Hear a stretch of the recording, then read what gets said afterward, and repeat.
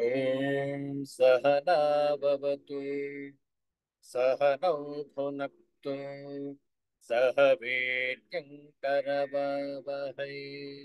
तेजस्विनावधेतमस्तु मा विद्विषावहै।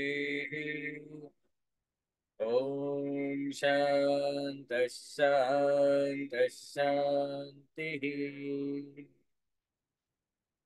ॐ भद्रं कर्णेभिः शृणुयाम देवाः भद्रं पश्येमाक्षभिर्यजत्राः स्थिरैरङ्गैस्तुष्टुवागुंसस्तनूभिः व्यशेम देवहितं यदायुः। स्वस्ति न इन्द्रो वृद्धश्रवाः स्वस्ति नः पूषा विश्ववेदाः स्वस्ति नस्तार्क्ष्यो अरिष्टनेमिः स्वस्ति नो बृहस्पतिर्दधातु। ॐ शान्तिः शान्तिः शान्तिः। हरिः ॐ श्रीगुरुभ्यो नमः। हरिः ॐ।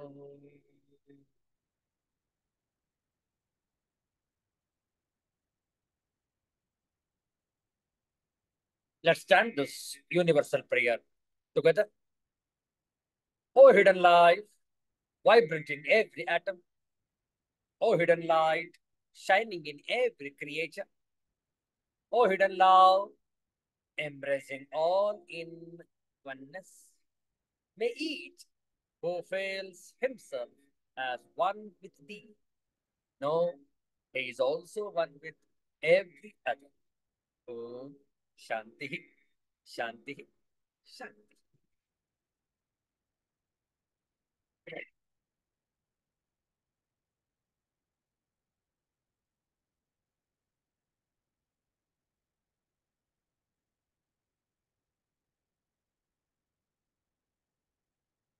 ಇಂದು ವೈಶಾಖ ಕ್ಷಮಿಸಿ ಜ್ಯೇಷ್ಠ ಶುದ್ಧ ದಶಮಿ. ಈ ಜ್ಯೇಷ್ಠ ಮಾಸದ ದಶಮಿಯ ಸಂಜೆ ಆದಿತ್ಯವಾಸರ ಜೂನ್ ತಿಂಗಳ 16ನೇ ತಾರೀಕು 2024ನೇ ಇಸವಿ. ಈ ಒಂದು ಆಹ್ಲಾದಕರ ಮುಸ್ಸಂಜೆಯಲ್ಲಿ ಮೋಹ ಮುದ್ಗರ ಭಜಗೋವಿಂದ ಇದರ ಆಯ್ದ ಕೆಲವು ಶ್ಲೋಕಗಳ ಪಾರಾಯಣ ಶ್ರದ್ಧೆಯಿಂದ ಆಲಿಸುವಂತವರಾಗಿ. ಭಜ ಗೋವಿಂದಂ ಭಜ ಗೋವಿಂದಂ ಗೋವಿಂದಂ ಭಜ ಮೂಢಮತೆ ಸಂಪ್ರಾಪ್ತೆ ಸನ್ನಿಹಿತೆ ಕಾಲೇ ನಹಿ ನಹಿ ರಕ್ಷತೆ ಢೋಕೃಂಕರಣೆ ಕಸ್ತ್ವಂ ಕೋಹಂ ಕುತ ಆಯಾತಃ ಕಾಮೇ जननी को मे तातः इति परिभावय सर्वमसारं विश्वं त्यक्त्वा स्वप्नविचरम्।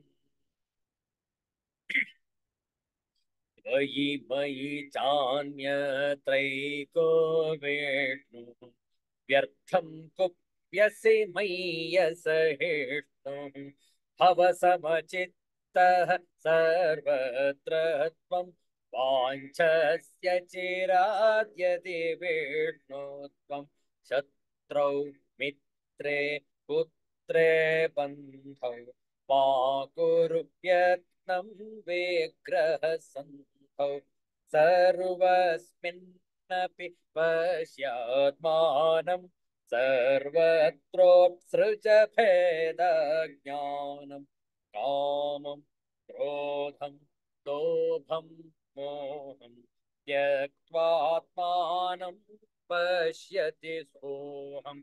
आत्मज्ञानविहीना मूढाः ते पच्यन्ते नरकनिगूढाः।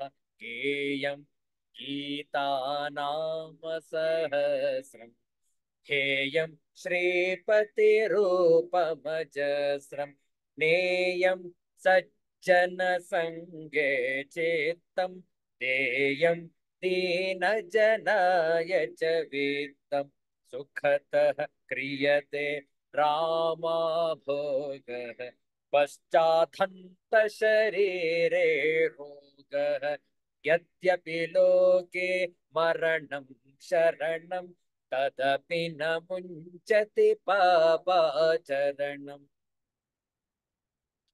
अर्थमनर्थं भावय नित्यं नास्ति ततः सुखलेशः सत्यम् पुत्रादपि धनभाजां भीतिः सर्वत्रैषा विहितरीतिः प्राणायामं प्रत्याहारं नित्यानित्यविवेकविचारं जाप्य समेत समाधिविधानं पूर्ववधानं महदवधानं गुरुचरणाम्बुज निर्भर भक्तः संसारादचिराद्भवमुक्तः सेन्द्रियमानस नियमादेवं द्रक्ष्यसि निज हृदयस्थं देवं भज गोविन्दं भज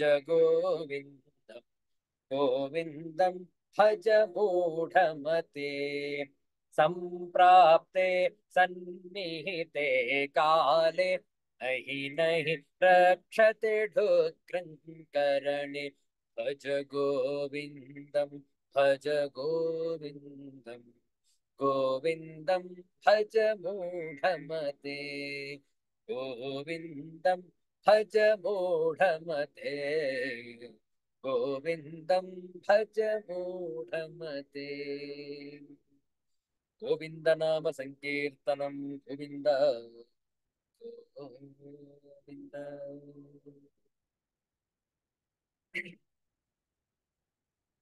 ಒಂದು ಚಿಕ್ಕದಾದ ಚೊಕ್ಕದಾದ ಭಜನೆಯನ್ನು ಮಾಡೋಣ. ಹೇಳಿಕೊಡ್ತೇವೆ, ತಾವು ಪುನರಾವರ್ತಿಸಬಹುದು.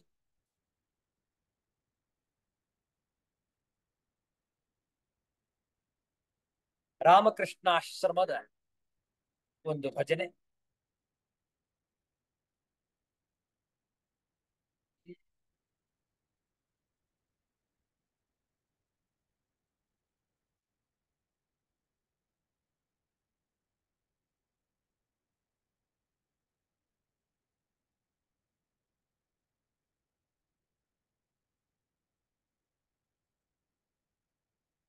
रामस्वरूप कृष्णस्वरूप राम कृष्ण नमोस्तुते.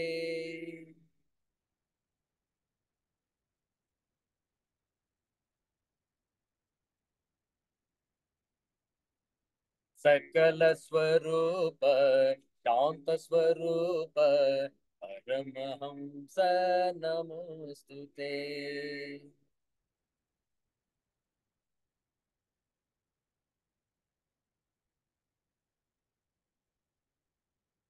राम स्वरूप कृष्ण स्वरूप राम कृष्ण नमोस्तुते.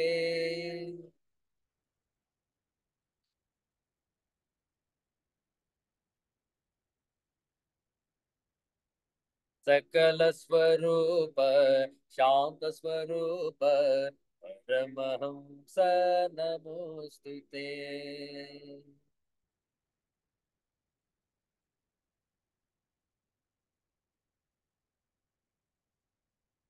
दीन रक्षक दीन पोषक राम कृष्ण नमोस्तुते.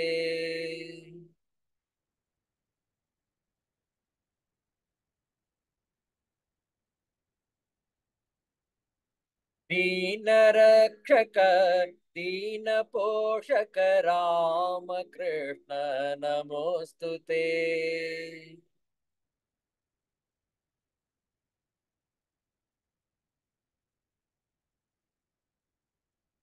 दिव्य स्वरूप दीन बांधव परमहंस नमोस्तुते।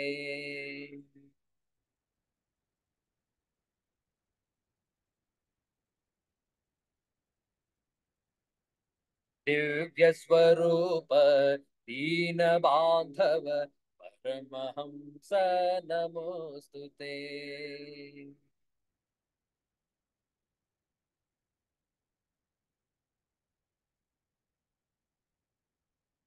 राम स्वरूप कृष्ण स्वरूप राम कृष्ण नमोस्तुते।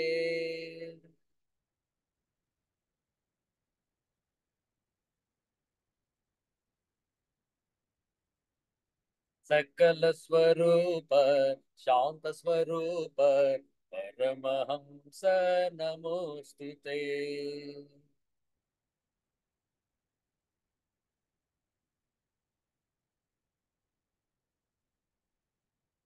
भगवत स्वरूप भासुर तेज राम कृष्ण नमोस्तुते।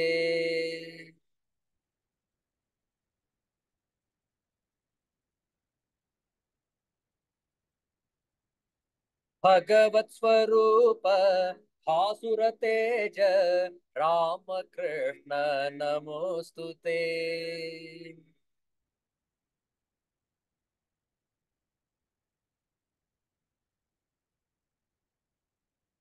पाप विनाश पावन चरित परमहंस नमोस्तुते।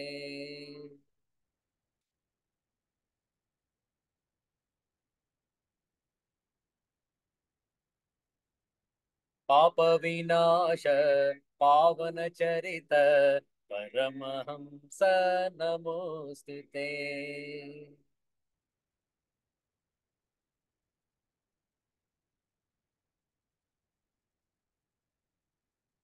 राम स्वरूप कृष्ण स्वरूप राम कृष्ण नमोस्तुते।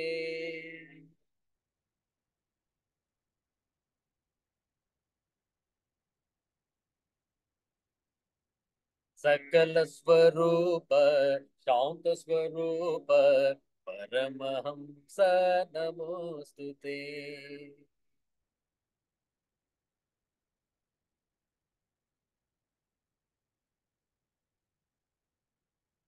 नीरजलोचन निर्मलकाय राम कृष्ण नमोस्तुते।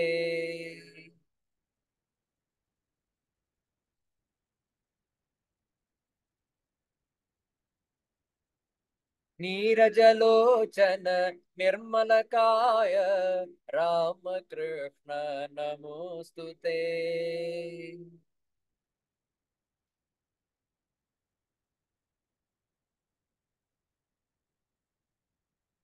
पतित पावन पावन नाम परमहंस नमोस्तुते।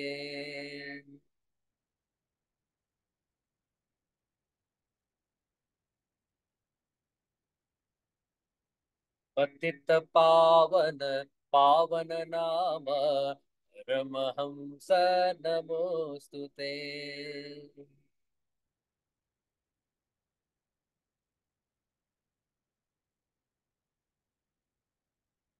राम स्वरूप कृष्ण स्वरूप राम कृष्ण नमोस्तुते।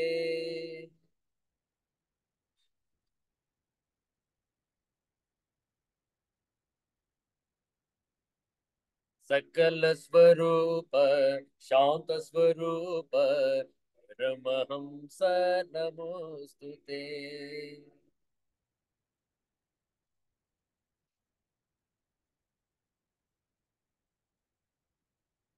सकल स्वरूप शांत स्वरूप परमहंस नमोस्तुते।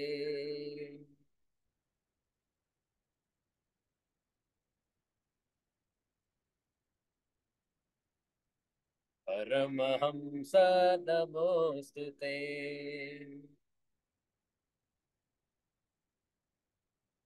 रामकृष्ण नमोऽस्तु ते।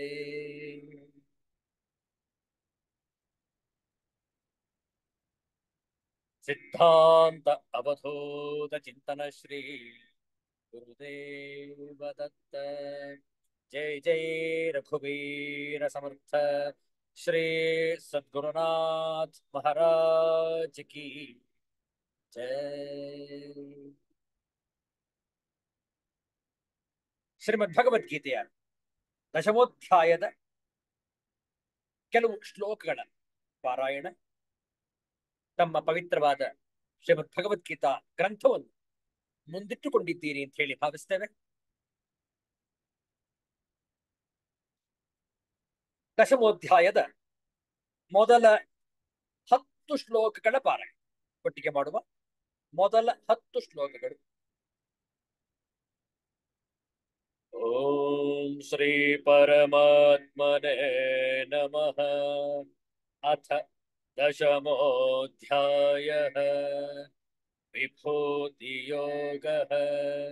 श्रीभगवानुवाच भूय एव महाबाहो शृणु मे परमं वचः यत्तेऽहं प्रीयमाणाय वक्ष्यामि हितकाम्यया न मे विदुः सुरगणा प्रभवं न महर्षयः अहमादिर्हि देवानां महर्षेणाञ्च सर्वशः यो मामजमनादिं च वेत्ति लोकमहेश्वरम् असम्मूढः समर्थ्येषु सर्वपापैः प्रमुच्यते बुद्धिर्ज्ञानमसम्मोहः क्षमा सत्यं दमः शमः सुखं दुःखं भवो भावः भयं चाभयमेव च अहिंसा समता तुष्टिः तपोदानै यशो यशः भवन्ति भावा भूतानां मत्त एव पृथक्विधाः महर्षयः सप्त पूर्वे चत्वारो मनवस्तथा मद्भावा मानसा जाता येषां लोक इमाः प्रजाः एतां विभूति योगं च मम यो वेत्ति तत्त्वतः सोऽविकम्पेन योगेन युज्यते नात्र संशयः अहं सर्वस्य प्रभवः मत्तः सर्वं प्रवर्तते इति मत्वा भजन्ते मां यथा भावसमन्विताः मच्चित्ता मद्गतप्राणा बोधयन्तः परस्परं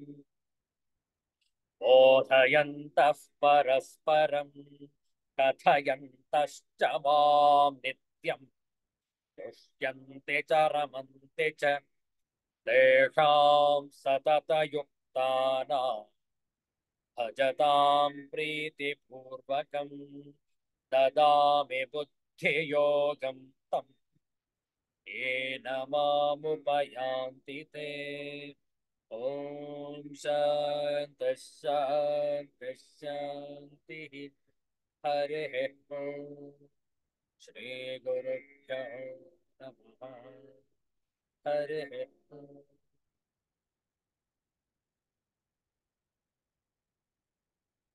श्रीगुरुभ्यो नमः.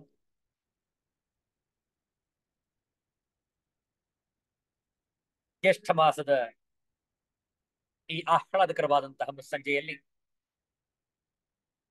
ಶ್ರೀಮದ್ ಭಗವದ್ಗೀತೆಯನ್ನು ಅಧ್ಯಯನ ಮಾಡಲು ಸನ್ನದ್ಧರಾಗಿದ್ದೇವೆ. ವಿಭೂತಿ ಯೋಗ ಹೆಸರೇ ಹೇಳುವಂತೆ ಭಗವಂತನ ವಿಭೂತಿಗಳು, ಪರಮಾತ್ಮನ ಮಾಹಾತ್ಮೆಯನ್ನು ತಿಳಿಸುವಂತಹ ಅಧ್ಯಾಯ ವಿಭೂತಿ ಯೋಗ. ಪ್ರತಿಯೊಂದು ಅಣುವಿನಲ್ಲೂ ಕೂಡ ಭಗವಂತನ ಅಸ್ತಿತ್ವ ಇದ್ದರೂ ಕೂಡ ನಮ್ಮ ಮನಸ್ಸಿಗೆ ಅದು ತತ್ಕ್ಷಣಕ್ಕೆ ನಾಟುವುದಿಲ್ಲ. ನಿರಂತರ ಜಾಗೃತೆಯಲ್ಲಿ ನಾವು ಇರುವುದಿಲ್ಲ. ಹೌದಲ್ಲ? ಇಲ್ಲದಿರುವಂತಹ ಸ್ಥಳವಿಲ್ಲ. ಭಗವಂತ ಸರ್ವಾಂತರ್ಯಾಮಿ. ಆತನೇ ಸೃಷ್ಟಿಕರ್ತ, ಆತನೇ ಸೃಷ್ಟಿಯೂ ಕೂಡ. ಅವನೇ ಸೃಷ್ಟಿಯಾಗಿಬಿಟ್ಟಿದ್ದಾನೆ. ಭಗವಂತ ಬೇರೆ ಅಲ್ಲ, ಭಗವಂತನ ಸೃಷ್ಟಿ ಬೇರೆ ಬೇರೆ ಅಲ್ಲ. ಆದ್ರೆ ನಮ್ಮ ಅಜ್ಞಾನದಿಂದ ನಮಗೆ ಭಿನ್ನ ಭಿನ್ನವಾಗಿ ತೋರುವುದು. ಹೌದಲ್ಲ? ಕೆಟ್ಟದ್ದು, ಒಳ್ಳೆಯದು, ರೊಚ್ಚು, ಹೊಲಸು, ಸುಗಂಧ, ದುರ್ಗಂಧ ಇತ್ಯಾದಿ ಪ್ರಭೇದಗಳನ್ನು ಉಂಟು ಮಾಡಿಕೊಳ್ಳುತ್ತೇವೆ. ಆದರೆ ಪ್ರತಿಯೊಂದು ಅಣುವಿನಲ್ಲೂ ಕೂಡ ಭಗವಂತನಿರುವಾಗ ಎಲ್ಲವೂ ಕೂಡ ಅವನದೇ ಅಲ್ವೇ? ಶತ್ರುವೂ ಅವನೇ, ಮಿತ್ರನೂ ಅವನೇ. ಹೌದಲ್ಲ? ನೋಡಿ, ಮಹಾಭಾರತದ ಒಂದು ಸನ್ನಿವೇಶ ನೆನಪಾಗ್ತಾ ಇದೆ. ಮಹಾಭಾರತ ಯುದ್ಧ ಆಗಿ ಹೋಗಿದೆ. ಪಾಂಡವರು ಕೂಡ ತಮ್ಮ ಜೀವಿತಾವಧಿಯನ್ನು ಮುಗಿಸ್ಕೊಂಡಿದ್ದಾರೆ. ಶರೀರವನ್ನ ಬಿಟ್ಟು ಅವರು ಸ್ವರ್ಗವನ್ನು ಸೇರಿದ್ದಾರೆ. ಅಲ್ಲಿ ಏನ್ ಆಶ್ಚರ್ಯ, ಸ್ವರ್ಗದಲ್ಲಿ ದುರ್ಯೋಧನ ಕುಳಿತಿದ್ದಾನೆ. ವಿಚಾರ ಮಾಡಿ. ಸಾಮಾನ್ಯವಾಗಿ ಕೆಟ್ಟವರು ನರಕಕ್ಕೆ ಹೋಗಲಿ ಅನ್ನುವಂತಹ ಶಾಪ ಇದೆ. ಹೌದಲ್ಲ? ಯಾರು ಒಳ್ಳೆಯದನ್ನು ಮಾಡುವುದಿಲ್ಲ, ಪರರ ಹಿಂಸೆ, ಪರರಿಗೆ ಉಪದ್ರವವನ್ನು ಕೊಡುವಂತಹ ಜನರು ನರಕ ಯಾತನೆಯನ್ನು ಅನುಭವಿಸಬೇಕು. ಆದರೆ ಇಲ್ಲಿ ದುರ್ಯೋಧನ ಸ್ವರ್ಗವಾಸಿ. ಪರಮಾಶ್ಚರ್ಯ ಅರ್ಜುನನಿಗೆ. ವಿಚಾರ ಮಾಡಿ. ಕೃಷ್ಣನ ಕೇಳ್ತಾನೆ, ಏನಿದು ದುರ್ಯೋಧನ ಇಲ್ಲಿ? ಹೌದು, ಅವರವರ ಕರ್ಮಕ್ಕೆ ಅನುಸಾರವಾಗಿ ಅವರವರಿಗೆ ಆಯಾಯ ಲೋಕದ ಪ್ರಾಪ್ತಿ. ಹೌದಲ್ಲ? ರಾವಣ, ದುಶ್ಯಾಸನ, ಕುಂಭಕರ್ಣ, ವಿಚಾರ ಮಾಡಿ, ಎಲ್ಲರೂ ಕೂಡ ಕೆಟ್ಟವರ ಪಾಲಿಗೆ ಸೇರ್ತಾರೆ. ಮಾಡಿದ್ದು ಕೆಟ್ಟದ್ದನ್ನೇ. ಹೌದಲ್ಲ? ಯಾರೋ ಕೇಳಿದ್ರು, ಸ್ವಾಮೀಜಿ, ರಾಮ ಮತ್ತು ರಾವಣ ಇವರಿಬ್ಬರ ವ್ಯತ್ಯಾಸವೇನು? ರಾಮನಿಗೆ ಅಹಂಕಾರದ ಜ್ಞಾನವಿತ್ತು, ರಾವಣನಿಗೆ ಜ್ಞಾನದ ಅಹಂಕಾರ ಇತ್ತು. ಇಷ್ಟೇ ವ್ಯತ್ಯಾಸ ರಾಮನಿಗೂ ರಾವಣನಿಗೂ. ರಾಮನಿಗೆ ಗೊತ್ತಿತ್ತು ಇದು ಅಹಂಕಾರ, ಇದು ಈ ರೀತಿಯಲ್ಲಿ ಕಾರ್ಯ ಎಸಗುವುದು ಮಾನವನಿಗೆ ತಪ್ಪು ದಾರಿಯನ್ನು ತೋರಿಸಿಕೊಡುವುದೇ ನಮ್ಮದೇ ಆದಂತಹ ದುರಹಂಕಾರ. ವಿಚಾರ ಮಾಡಿ. ರಾವಣ ಆತ ಏನ್ ಸಾಮಾನ್ಯನಲ್ಲ, ಮಹಾಮೇಧಾವಿ. ಹೌದಲ್ಲ? ಸಂಸ್ಕೃತಜ್ಞ, ಸಂಗೀತಜ್ಞ, ಶಿವಭಕ್ತ. ಹೌದಲ್ಲ? ಆದ್ರೆ ವ್ಯತ್ಯಾಸ ಏನು? ಅವನಿಗೆ ಅಷ್ಟಿದೆ ಅನ್ನುವಂತಹ ಗರ್ವ, ದರ್ಪ, ಅಹಂಕಾರ, ರೋಷ, ಆಕ್ರೋಶಗಳಿದ್ದವು. ಆದ್ದರಿಂದಲೇ ಅವನನ್ನು ಯಾರು ಹಿಂಬಾಲಿಸುವುದಿಲ್ಲ. ರಾವಣ ಅನ್ನುವ ಹೆಸರನ್ನು ಯಾರು ಇಟ್ಕೊಳ್ಳೋದಿಲ್ಲ. ಹೌದಲ್ಲ? ಏನ್ರಿ ನಿಮ್ಮ ಹೆಸರು? ರಾವಣ ರಾವ್. ಇಲ್ಲ. ಏನ್ರಿ ಹೆಸರು? ರಾಮ್ ರಾವ್. ಹೌದಲ್ಲ? ರಾವಣ ರಾವ್ ಅಂತ ಯಾರು ಇಟ್ಕೊಳ್ತಾರೇನು? ಇಲ್ಲ. ಯಾಕೆ? ಅವನು ಕೆಟ್ಟದ್ದನ್ನು ಸೂಚಿಸುವವ. ದುರ್ಯೋಧನ ಯಾರು ಇಟ್ಕೊಂಡಿಲ್ಲ. ದುಶ್ಯಾಸನ, ಏನಪ್ಪ ನಿನ್ನ ಹೆಸರು? ಕುಂಭಕರ್ಣ, ಇಲ್ಲ. ಕರ್ಣ ಇಟ್ಕೊಂಡಿದ್ದಾರೆ, ಕರಣ್ ಅಂತಾರೆ ಉತ್ತರ ಭಾರತದಲ್ಲಿ, ಕರಣ್. ಕರ್ಣ ಹೆಸರನ್ನ ಇಟ್ಕೊಳ್ತಾರೆ, ಕುಂಭಕರ್ಣ ಹೆಸರು ಇಟ್ಕೊಳ್ತಾರೆ. ಹೌದಲ್ಲ? ಯಾಕೆ? ಕೆಟ್ಟವರು, ಒಳ್ಳೇದಂತೂ ಯಾವುದು ಹೆಚ್ಚಾಗಿ ಮಾಡ್ಲಿಲ್ಲ ಅವರು. ಹೌದಲ್ಲ? ಆದರೆ ಎಲ್ಲವೂ ಕೂಡ ಭಗವಂತನ ವಿಭೂತಿಯೇ. ಮುಂದಿನ ಅಧ್ಯಾಯದಲ್ಲಿ ನಾವು ನೋಡ್ತೇವೆ ವಿಶ್ವರೂಪ ದರ್ಶನ ಯೋಗ. ಆ ವಿಶ್ವರೂಪವನ್ನ ದರ್ಶಿಸುವಾಗ, ನೋಡುವಾಗ ಅರ್ಜುನನಿಗೆ ಭಯ ಆಗ್ಬಿಡತ್ತೆ. ಭೀತಿಯಿಂದ ಹೇಳ್ತಾನೆ, ಅಪ್ಪಬ್ಬಾ, ನಾನು ಇದನ್ನೆಲ್ಲ ನೋಡಕ್ಕಾಗ್ತಾ ಇಲ್ಲ ಅಂತ. ಏನ್ ನೋಡ್ತಾ ಇದ್ದ ಅವನು? ಅಲ್ಲಿ ಎಷ್ಟೋ ಜನ ಅಸುನೀಗುತ್ತಿದ್ದಾರೆ, ತಮ್ಮ ಅವಸಾನವನ್ನ ಕಾಣ್ತಾ ಇದ್ದಾರೆ. ಇನ್ ಕೆಲವರು ಹುಟ್ಕೊಳ್ತಾ ಇದ್ದಾರೆ. ಭಗವಂತನಲ್ಲಿ ದುರ್ಯೋಧನ, ದುಶ್ಯಾಸನ ಎಲ್ಲರೂ ಇದ್ದಾರೆ, ಪಾಂಡವರು ಇದ್ದಾರೆ. ಅರ್ಜುನನಿಗೆ ಆಶ್ಚರ್ಯ, ಏನಿದು, ಎಲ್ಲ ನಿನ್ನಲ್ಲೇ ಇದ್ದಾರಲ್ಲ ದುಷ್ಟರು ಅಂತ. ನಾವು ಅವ್ರ ಎದುರುಗಡೆ ನಿಂತ್ಕೊಂಡು ಈಗ ಯುದ್ಧ ಮಾಡಕ್ ನಿಂತಿದ್ದೇವೆ ತಯಾರಾಗಿ, ಅವರೆಲ್ಲರೂ ನಿನ್ನ ರೂಪವೇ. ನೋಡಿ ಎಷ್ಟಿದೆ ವಿಚಿತ್ರ.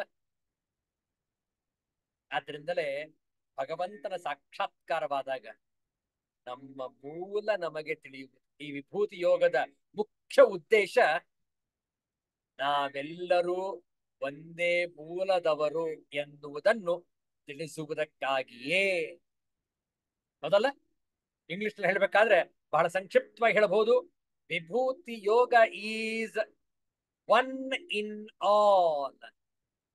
ವಿಶ್ವರೂಪ Darshana Yoga is all in one. ನೋಡಿ, ಮೂರೇ ಪದಗಳಲ್ಲಿ ಸಂಪೂರ್ಣ ಅಧ್ಯಾಯದ ಸಾರಾಂಶವನ್ನು ಹೇಳಿಬಿಡಬಹುದು. 10th chapter means one in all. 11th chapter of Shrimad Bhagavad Gita says all in one. ನೋಡಿ, ಅದನ್ನ ವಿಸ್ತಾರ ಮಾಡಿ ಹೇಳುವುದೇ ವಿಭೂತಿ ಯೋಗ. ನೋಡೋಣ, 6ನೆಯ ಶ್ಲೋಕದ ಪಾರಾಯಣವನ್ನು ಮಾಡಿದ್ದೆವು ನಿನ್ನೆ.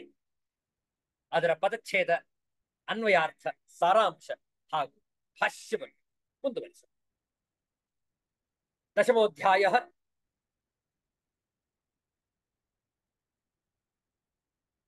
ಆರನೆಯ ಶ್ಲೋಕ.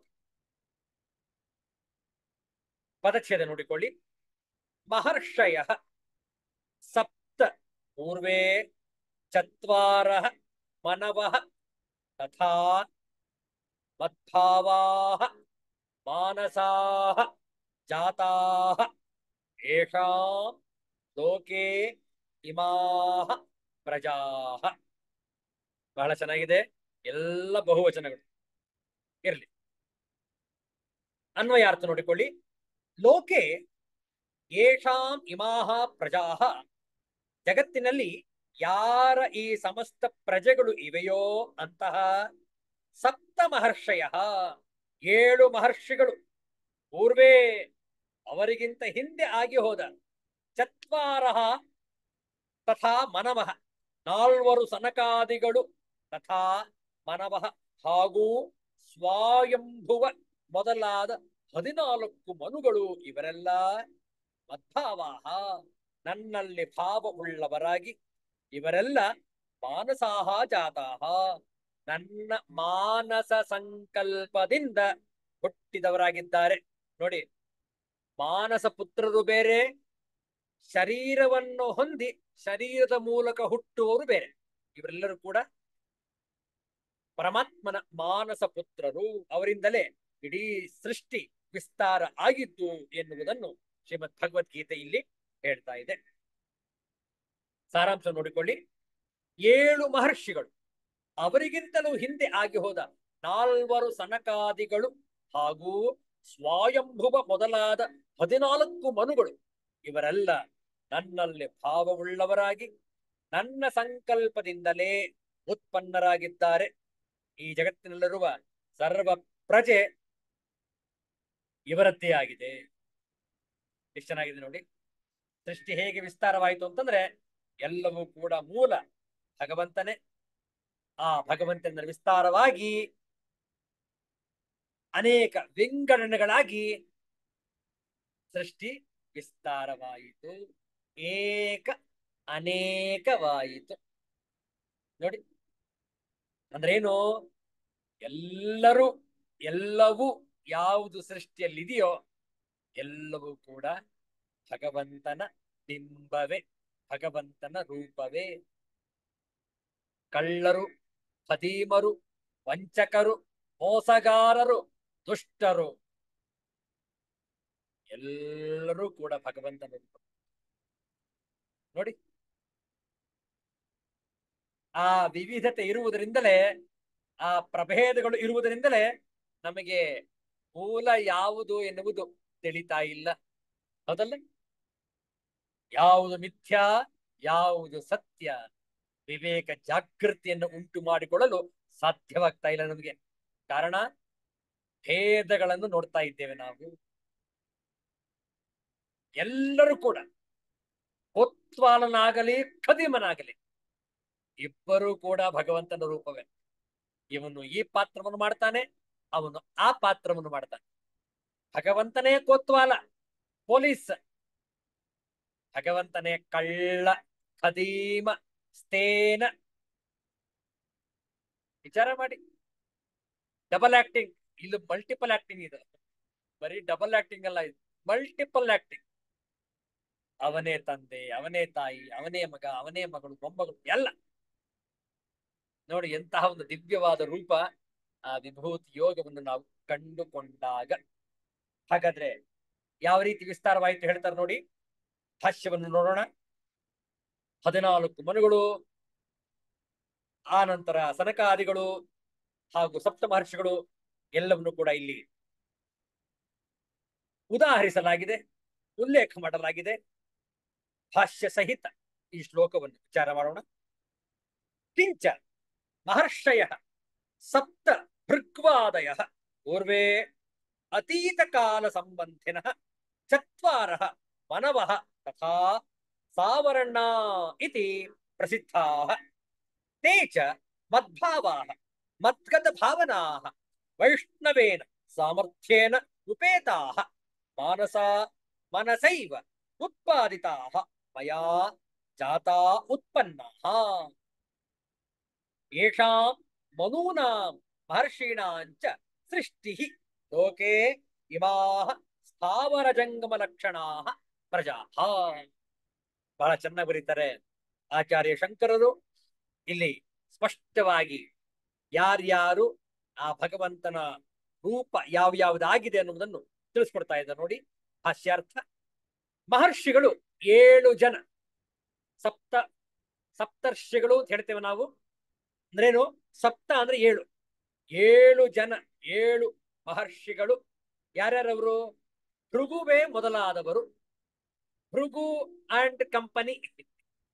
ಹಾಗಾದ್ರೆ ಭೃಗು ಮಾತ್ರ ಹೇಳಿದ್ದಾರೆ, ಉಳಿದವರೆಲ್ಲರೂ ಕೂಡ ನಾವು ತಿಳಿದುಕೊಳ್ಬೇಕು ಯಾರ್ಯಾರವರು ನೋಡಿ. ಭೃಗು, ನಭ, ವಿವಸ್ವತ, ಸುಧಾಮ, ವಿರಜಾ, ಅತೀನಾಮ, ಸಹಿಷ್ಣು. ಇವರು ಹಿಂದಿನ ಚಾಕ್ಷುಷ ಮನ್ವಂತರದವರಾದ್ದರಿಂದ ಪೂರ್ವೇ ಅಂದ್ರೇನು? ಈ ಸಪ್ತ ಮಹರ್ಷಿಗಳು ಯಾರಿದ್ದಾರೆ ಇವರಿಗಿಂತ ಹಿಂದೆ ಇದ್ದಂತಹ ಸಪ್ತ ಮಹರ್ಷಿಗಳು ಇವರು ಎನ್ನುವ ವಿಶೇಷಣವನ್ನ ಇಲ್ಲಿ ಪ್ರಯೋಗ ಮಾಡಲಾಗಿದೆ. ಹಾಗಾದ್ರೆ ಈಗಿರುವ ಸಪ್ತ ಮಹರ್ಷಿಗಳು ಯಾರು ಹೇಳ್ತಾರೆ ನೋಡಿ. ಭೃಗು, ಮರೀಚಿ, ಅತ್ರಿ, ಪುಲಸ್ತ್ಯ, ಪುಲಹ, ಕ್ರತು, ವಸಿಷ್ಠ. ಇವರು ಸಪ್ತ ಮಹರ್ಷಿಗಳು. ಇವರ ಪೂರ್ವೆ, ಇವರಿಗಿಂತ ಹಿಂದೆ ಇದ್ದಂತಹ ಸಪ್ತ ಮಹರ್ಷಿಗಳನ್ನು ಕೂಡ ಇಲ್ಲಿ ಉಲ್ಲೇಖ ಮಾಡಲಾಗಿದೆ. ಇವರು ಹಿಂದಿನವರು, ಹಿಂದಿನ ಕಾಲಕ್ಕೆ ಸಂಬಂಧಪಟ್ಟವರು. ಮತ್ತು 4 ಜನ ಮನುಗಳು, ಸಾವರ್ಣರು. 14 ಮನುಗಳು ಮತ್ತು 4 ಮನುಗಳು ಮಾನಸ ಪುತ್ರರು. ಯಾರು? ಸನಕ, ಸನಂದನ, ಸನಾತನ, ಸನತ್ಕುಮಾರ. ಹಾಗೆಯೇ ಸಾವರ್ಣರು. ಸಾವರ್ಣರು ಅಂದ್ರೆ ಇವರು 14 ಮನುಗಳು. ಇವರು ಯಾರ್ಯಾರು ನೋಡಿ? 14. ಎಣಿಸಿ ಹೇಳ್ತೇವೆ. 14 ಮನುಗಳ ಹೆಸರನ್ನು ಕೂಡ ಹೇಳ್ತೇವೆ. ಗಮನಿಸಿ. 1 ಸ್ವಾಯಂಭುವ, 2 ಸ್ವಾರೋಚಿಷ, 3 ಔತ್ತಮೀ, 4 ತಾಮಸ, 5 ರೈವತ, 6 ಚಾಕ್ಷುಷ, 7 ವೈವಸ್ವತ, 8 ಸಾವರ್ಣಿ, 9 ದಕ್ಷ ಸಾವರ್ಣಿ, 10 ಬ್ರಹ್ಮ ಸಾವರ್ಣಿ, 11 ಧರ್ಮ ಸಾವರ್ಣಿ, 12 ರುದ್ರ ಸಾವರ್ಣಿ, 13 ದೇವ ಸಾವರ್ಣಿ, 14 ಇಂದ್ರ ಸಾವರ್ಣಿ. ನೋಡಿ, 14 ಮನುಗಳಲ್ಲಿ ಮುಂದೆ ಬರುವ ಸಾವರ್ಣಿಗಳೆಂಬ 4 ಜನರನ್ನು ಮಾತ್ರ ಇಲ್ಲಿ ಉಲ್ಲೇಖ ಮಾಡಲಾಗಿದೆ. ಯಾರ್ಯಾರವರು? ಸ್ವಾಯಂಭುವ, ಸ್ವಾರೋಚಿಷ, ಉತ್ತಮ, ರೈವತ. ಈ 4 ಮನುಗಳನ್ನು ಮಾತ್ರ ಇಲ್ಲಿ ಮುಖ್ಯವಾಗಿ ಹೆಸರಿಸಲಾಗಿದೆ. 4 ಜನ ಮನುಗಳು ಸಾವರ್ಣರು ಎಂದು ಪ್ರಸಿದ್ಧರಾಗಿರುವವರು. ಇವರು ಮದ್ಭಾವರಾದವರು ಎಂದರೆ ನನ್ನಲ್ಲಿಯೇ ಇಟ್ಟ ಭಾವನೆಯುಳ್ಳವರು, ವೈಷ್ಣವ ಸಾಮರ್ಥ್ಯದಿಂದ ಕೂಡಿದವರು.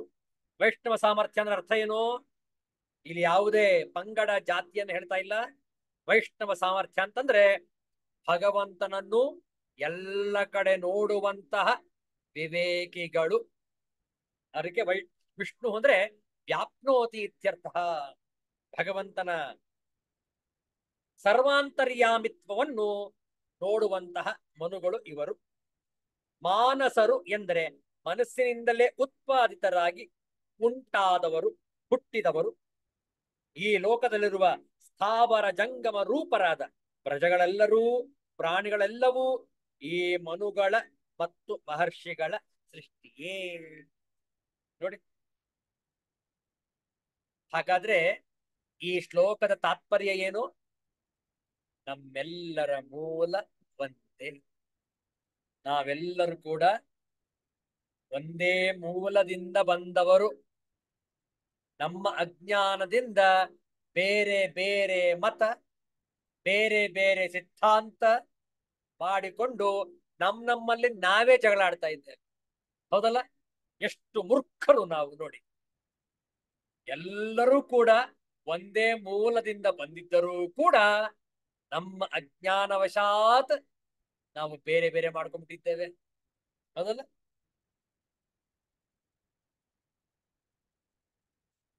ಅನಂತ ರೂಪ ಅನಂತ ನಾಮ ಆದಿ ಮೂಲ ನಾರಾಯಣ.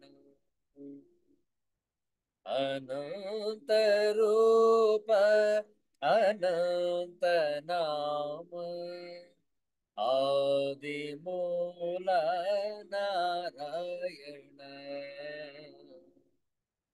ಆದಿ ಮೂಲ ನಾರಾಯಣ.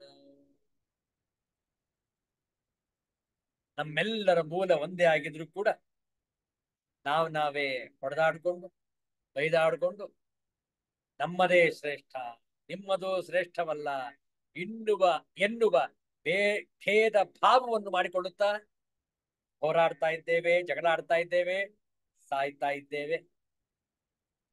ಆದ್ದರಿಂದ ಪ್ರತಿಯೊಬ್ಬರೂ ಶ್ರೀಮದ್ ಭಗವದ್ಗೀತೆ ಎಂಬ ಐಕ್ಯ ಮಂತ್ರವನ್ನು ಅಧ್ಯಯನ ಮಾಡಬೇಕು. ಮನಸ್ಸು ಅತ್ಯಂತ ಉಲ್ಲಾಸಭರಿತವಾಗುತ್ತೆ. ನಾವೆಲ್ಲರೂ ಒಂದೇ ಎಂದು ತಿಳಿದಾಗ ನಮ್ಮಲ್ಲಿ ವೈಮನಸ್ಯ ಹೊರಟೋಗುತ್ತೆ, ಮನಸ್ತಾಪ ಇಲ್ಲವಾಗುತ್ತೆ. ನಾವೆಲ್ಲರೂ ಕೂಡ ಒಂದಾಗಿ ರಾಮ ರಾಜ್ಯವನ್ನು ಸ್ಥಾಪನೆ ಮಾಡುತ್ತಾ ಆನಂದವಾಗಿ ಈ ಜೀವಿತಾವಧಿಯನ್ನು ನಾವು ಸಾರ್ಥಕವಾಗಿ ಕಳೆಯಬಹುದು. ಆದರೆ ಅಜ್ಞಾನವಶಾತ್ ನಾವು ಭೇದ ಮಾಡ್ಕೊಳ್ತೇವೆ, ವಂಚನೆ ಮಾಡ್ತೇವೆ, ದ್ರೋಹ ಮಾಡ್ತೇವೆ, ಪಾಪಗಳನ್ನು ಮಾಡ್ತೇವೆ. ಅದಕ್ಕೆ ತಕ್ಕದಂತಹ ಫಲವನ್ನು ಕೂಡ ಪಡಿತೇವೆ. ಅದರಿಂದ ರೋಗ ರುಜಿನಾದಿಗಳು, ಮನಸ್ತಾಪಗಳು, ಮನಸ್ಸಿಗೆ ನೆಮ್ಮದಿ ಇಲ್ಲದಿರುವಂಥದ್ದು ಎಲ್ಲ ಕಾರಣ ಯಾತಕ್ಕೆ ಅಂತ ಹೇಳಿದ್ರೆ ನಾವು ಭಗವದ್ಗೀತೆಯನ್ನು ಸರಿಯಾಗಿ ಅರ್ಥ ಮಾಡಿಕೊಳ್ಳದೆ ಇರುವುದರಿಂದ. ಆದ್ರಿಂದ ಗುರುಮುಖೇನ ನಾವು ಭಗವದ್ಗೀತೆಯನ್ನು ಅಧ್ಯಯನ ಮಾಡಬೇಕು. ಈ ವಿಭೂತಿ ಯೋಗವನ್ನು ಅರ್ಥ ಮಾಡಿಕೊಂಡಾಗ ಹೇಗೆ ಭಗವಂತನ ಮಾಹಾತ್ಮ್ಯ ಇದೆ, ಮಹಿಮೆ ಇದೆ ಅನ್ನುವುದನ್ನು ನಾವು ಅರ್ಥ ಮಾಡಿಕೊಳ್ಳಬಹುದು. ಮುಂದಿನ ಶ್ಲೋಕ ನೋಡೋಣ. 7ನೆಯ ಶ್ಲೋಕ 2 ಬಾರಿ ಪಾರಾಯಣ ಒಟ್ಟಿ. ಏತಾಂ ವಿಭೂತಿ ಯೋಗಂಚ ಮಮ ಯೋ ವೇತ್ತಿ ತತ್ವತಃ ಸೋಭಿಕಂಪೇನ ಯೋಗೇನ ಯುಜ್ಯತೆ ನಾತ್ರ ಸಂಶಯಃ. ಮತ್ತೊಮ್ಮೆ. ಏತಾಂ ವಿಭೂತಿ ಯೋಗಂಚ ಮಮ ಯೋ ವೇತ್ತಿ ತತ್ವತಃ ಸೋಭಿಕಂಪೇನ ಯೋಗೇನ ಯುಜ್ಯತೆ ನಾತ್ರ ಸಂಶಯಃ. ಈ ಅಧ್ಯಾಯವನ್ನು ಅಧ್ಯಯನ ಮಾಡಿದರೆ ಯಾವ ಫಲ ಉಂಟಾಗುವುದು ಎನ್ನುವುದನ್ನು ಈ 7ನೆಯ ಶ್ಲೋಕ ತಿಳಿಸ್ತಾ ಇದೆ. ನೋಡಿ ಪದಚ್ಛೇದ. ಏತಾಂ ವಿಭೂತಿಂ ಯೋಗಂ ಚ ಮಮ ಯಹ ವೇತ್ತಿ ತತ್ವತಃ ಸಹ ಅವಿಕಂಪೇನ ಯೋಗೇನ ಯುಜ್ಯತೆ ನ ಅತ್ರ ಸಂಶಯಃ. ಅನ್ವಯಾರ್ಥ ನೋಡಿಕೊಳ್ಳಿ. ಯಹ ಮಮ ಏತಾಂ ವಿಭೂತಿಂ, ಯಾವ ಪುರುಷನು ನನ್ನ ಈ ಪರಮೈಶ್ವರ್ಯ ರೂಪಿ ವಿಭೂತಿಯನ್ನು, ಚ ಮತ್ತು ಯೋಗಂ ಯೋಗ ಶಕ್ತಿಯನ್ನು, ತತ್ವತಃ ತತ್ವಶಃ ವೇತ್ತಿ ತಿಳಿಯುತ್ತಾನೋ. ಅಂದ್ರೇನು? ದೃಶ್ಯ ಮಾತ್ರ ಜಗತ್ತೇನಿದೆಯೋ ಅದೆಲ್ಲ ಭಗವಂತನ ಮಾಯೆ ಮತ್ತು ವಾಸುದೇವ ಭಗವಂತನೊಬ್ಬನೇ ಎಲ್ಲೆಲ್ಲೂ ಪರಿಪೂರ್ಣನಾಗಿದ್ದಾನೆ ಎಂಬ ಅರಿವೇ ಯಥಾರ್ಥ ಜ್ಞಾನ. ತತ್ವಶಃ ವೇತ್ತಿ, ತತ್ವಶಃ ಯಾರು ತಿಳಿಯುತ್ತಾನೋ ಸಹ ಅವಿಕಂಪೇನ ಯೋಗೇನ, ಅವನು ಅವಿಕಂಪ ಕಂಪನರಹಿತ ಅವಿಕಂಪೇನ ನಿಶ್ಚಲವಾದ ಯೋಗೇನ ಭಕ್ತಿ ಯೋಗದಿಂದ ಯುಜ್ಯತೆ ಯುಕ್ತನಾಗುತ್ತಾನೆ. ಅತ್ರ ಸಂಶಯ ನ, ಇದರಲ್ಲಿ ಯಾವುದೇ ಸಂಶಯವಿಲ್ಲ. ತಾತ್ಪರ್ಯ ನೋಡಿ. ನನ್ನ ಈ ಪರಮೈಶ್ವರ್ಯ ರೂಪಿ ವಿಭೂತಿಯನ್ನು ಮತ್ತು ಯೋಗ ಶಕ್ತಿಯನ್ನು ತತ್ವತಃ ತಿಳಿದವನು ನಿಶ್ಚಲವಾದ ಭಕ್ತಿ ಯೋಗದಿಂದ ಯುಕ್ತನಾಗುತ್ತಾನೆ ಎಂಬುದರಲ್ಲಿ ಯಾವುದೇ ಸಂಶಯವಿಲ್ಲ. ನೋಡಿ, ನಮ್ಮಲ್ಲಿರಬಹುದಾದ ಯಾವುದೇ ಪ್ರಶ್ನೆಗಳನ್ನು ಇದು ಇಲ್ಲವಾಗಿಸಿ ಬಿಡುತ್ತೆ. ಬಹಳ ಚೆನ್ನಾಗಿದೆ ನೋಡಿ. ಭಾಷ್ಯವನ್ನು ನೋಡಿ. ನಂತರ ಬಹಳ ಮುಖ್ಯವಾದಂತಹ ಒಂದು ಪದ ಇದೆ ಈ ಶ್ಲೋಕದಲ್ಲಿ. ಅವಿಕಂಪೇನ ಯೋಗೇನ, ಕಂಪನಾರಹಿತವಾದಂತಹ ಯೋಗ ಅಂತ ಇದೆ. ಏನು ಅನ್ನುವುದನ್ನು ನಾವು ನಂತರ ತಿಳಿದುಕೊಳ್ಳೋಣ. ಈಗ ಭಾಷ್ಯವನ್ನು ನೋಡೋಣ. ಏತಾಂ ಯಥೋಕ್ತಾಂ ವಿಭೂತಿಂ ವಿಸ್ತಾರಂ ಯೋಗಂಚ ಯುಕ್ತಿಂಚ ಆತ್ಮನಃ ಘಟನಂ ಅಥವಾ ಯೋಗೈಶ್ವರ್ಯ ಸಾಮರ್ಥ್ಯಂ ಸರ್ವಜ್ಞತ್ವಂ ಯೋಗಜಂ ಯೋಗಃ ಉಚ್ಯತೆ. ಮಮ ಮದೀಯಂ ಯೋಗಂ ಯಹ ವೇತ್ತಿ ತತ್ವತಃ ತತ್ವೇನ ಯಥಾವತ್ ಇತ್ಯೇತತ್ ಸಹ ಅವಿಕಂಪೇನ ಅಪ್ರಚಲಿತೇನ. ನೋಡಿ, ಆಚಾರ್ಯ ಶಂಕರರು ಅವಿಕಂಪ ಅನ್ನುವ ಪದಕ್ಕೆ ಅರ್ಥ ಕೊಡ್ತಾ ಇದ್ದಾರೆ. ಅಪ್ರಚಲಿತೇನ ಯೋಗೇನ ಸಮ್ಯಕ್ ದರ್ಶನ ಸ್ಥೈರ್ಯ ಲಕ್ಷಣೇನ ಯುಜ್ಯತೆ ಸಂಬಧ್ಯತೆ. ನ ಅತ್ರ ಸಂಶಯ ನ ಅಸ್ಮಿನ್ ಅರ್ಥೆ ಸಂಶಯ ಅಸ್ತಿ. ಸಂಶಯ ನಾಸ್ತಿ ಅಂತ ಇದ್ದಾರೆ ಆಚಾರ್ಯ ಶಂಕರರು. ಭಾಷ್ಯಾರ್ಥ ನೋಡಿಕೊಳ್ಳಿ. ಈ ಮೇಲೆ ಹೇಳಿದ ವಿಭೂತಿಯನ್ನು, ನನ್ನ ಮಾಹಾತ್ಮ್ಯದ ವಿಸ್ತಾರವನ್ನು ಮತ್ತು ಯೋಗವನ್ನು ಎಂದರೆ ನಾನು ಮಾಡಿರುವ ಯೋಜನೆಯನ್ನು ಘಟನೆಯನ್ನು ಎಂದರ್ಥ. ಅಥವಾ ಯೋಗದಿಂದ ಉಂಟಾಗಿರುವ ಯೋಗೈಶ್ವರ್ಯ ಸಾಮರ್ಥ್ಯವಾದ ಸರ್ವಜ್ಞತ್ವವನ್ನೇ ಇಲ್ಲಿ ಯೋಗವೆಂದು ಕರೆದಿದೆ ಎಂದಾದರೂ ಅರ್ಥ ಮಾಡಬಹುದು. ನನ್ನ ಈ ಯೋಗವನ್ನು ಯಾವನು ತತ್ವತಃ ಎಂದರೆ ತತ್ವದಿಂದ ಎಂದರೆ ಇದ್ದದ್ದು ಇದ್ದಂತೆ ಪರಮಾತ್ಮನೇ ಸಕಲ ಜಗದಾದಿ ಸರ್ವಜ್ಞನು. ಮಹರ್ಷಿಗಳು, ದೇವತೆಗಳು, ಮನುಗಳು ಇವರು ಆತನಿಂದಲೇ ತಮ್ಮ ಐಶ್ವರ್ಯವನ್ನು ಜ್ಞಾನವನ್ನು ಹೊಂದಿರುವರು ಎಂದು ಇದ್ದದ್ದು ಇದ್ದಂತೆ ತಿಳಿದುಕೊಳ್ಳುವನೋ ಎಂದರ್ಥ. ಅವನು ಅವಿಕಂಪವಾದ ಸ್ವಲ್ಪವೂ ಅಲುಗಾಡದ ಸಮ್ಯಕ್ ದರ್ಶನದಲ್ಲಿ ನೆಲೆ ನಿಲ್ಲುವುದೆಂಬ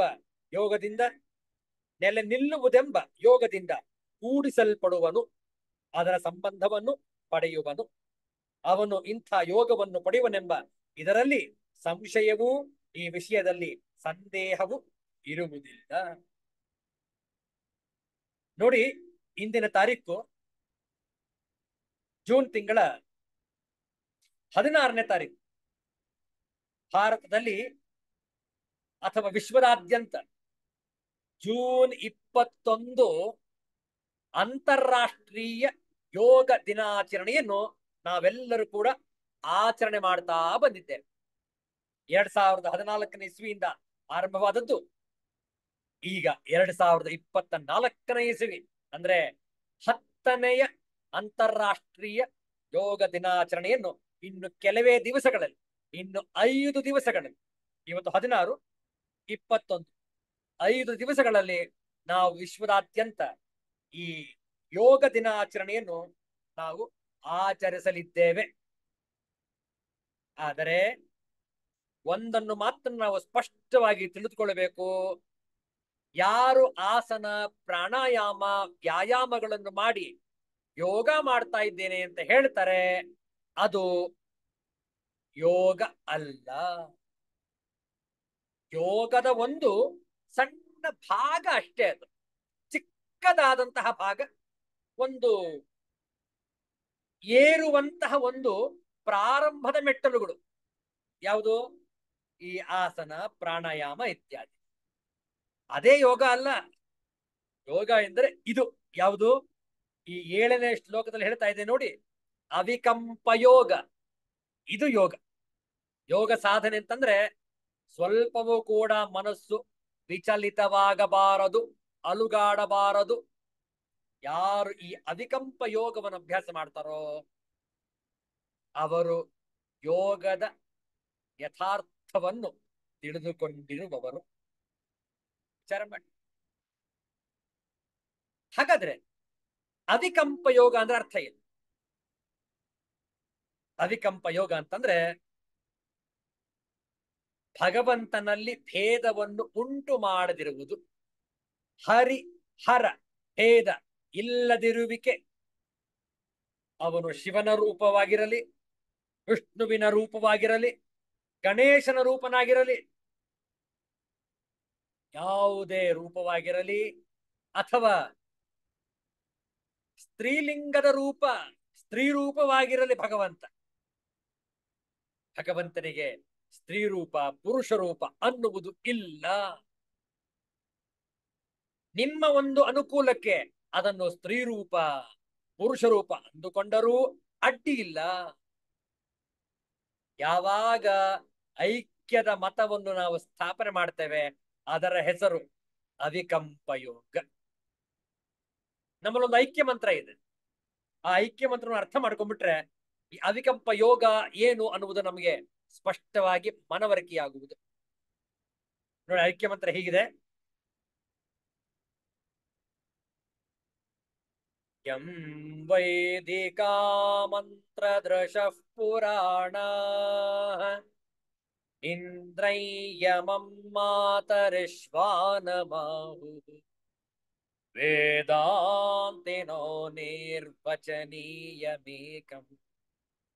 ಯಂ ಬ್ರಹ್ಮ ಶಬ್ದೇನ ವಿನಿರ್ದಿಶಂತಿ ಶೈವಾಯಮೀಶಂ ಶಿವ ಇತ್ಯವೋಚನ್ ಯಂ ವೈಷ್ಣವಾ ವಿಷ್ಣುರಿತಿ ಸ್ತುವಂತಿ ಬುದ್ಧಸ್ತಥಾರ್ಹನ್ ಇತಿ ಬೌದ್ಧ ಜೈನ ಶ್ರೀಯಕಾಲೇತಿ ಚ ಸಿಕ್ಖ ಸಂತಃ ಶಾಸ್ತೇತಿ ಕೇಚಿತ್ ಪ್ರಕೃತಿಃ ಕುಮಾರಃ ಸ್ವಾಮೀತಿ ಮಾತೇತಿ ಪಿತೇತಿ ಭಕ್ತ್ಯ ಯಂ ಪ್ರಾರ್ಥಯಂತೆ ಜಗದೀಶಿತಾರಂ ಸ ಏಕ ಏವ ಪ್ರಭುರದ್ವಿತೀಯ. ನೋಡಿ, ಎಲ್ಲ ಪ್ರಭೇದಗಳನ್ನು ಹೇಳಿ ಮೂಲ ಒಂದೇ ತಿಳಿಸಿಕೊಡುವಂಥದ್ದೇ ಅವಿಕಂಪ ಯೋಗ, ಅಲುಗಾಡದ ಯೋಗ.